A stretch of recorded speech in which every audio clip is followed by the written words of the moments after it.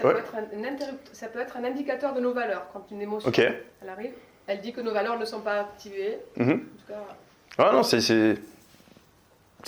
juste, hein, de manière générale.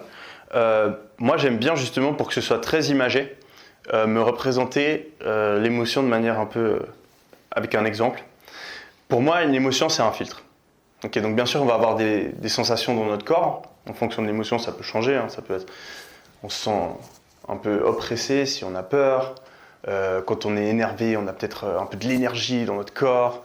On est triste, on a mal ici, etc. Donc il y a la sensation physique. Et ensuite, il y a un autre truc, un phénomène assez intéressant qui va apparaître quand on a une émotion. C'est qu'il va se créer un filtre dans nos pensées.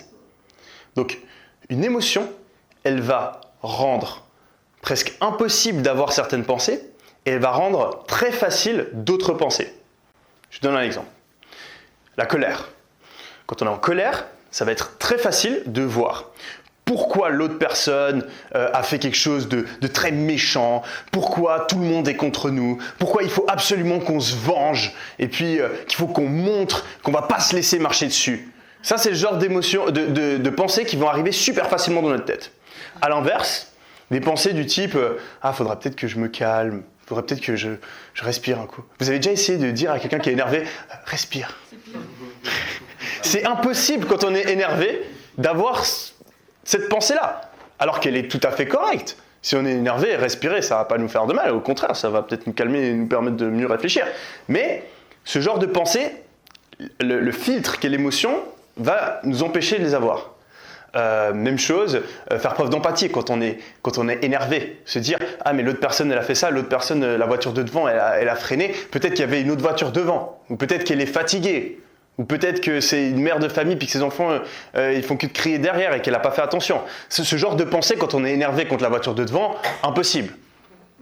Ok, et donc il faut comprendre que toute émotion va fonctionner comme ça. Là j'ai pris l'exemple de la colère parce que c'est facile à voir, mais la peur c'est exactement la même chose. La peur, qu'est-ce qu'elle va faire? Elle va nous permettre d'avoir des pensées en accord avec la peur et nous empêcher d'avoir les pensées inverses. La peur, elle va nous pousser à voir tous les problèmes potentiels qu'il y a devant nous, tous les trucs qui pourraient mal se passer. Et elle va nous faire penser que toutes ces choses-là sont très probables d'arriver. Je sais pas, imaginons, vous avez peur des araignées, vous allez vous dire « Ah putain, mais l'araignée, elle va me sauter dessus », vous allez voir l'araignée beaucoup plus gros.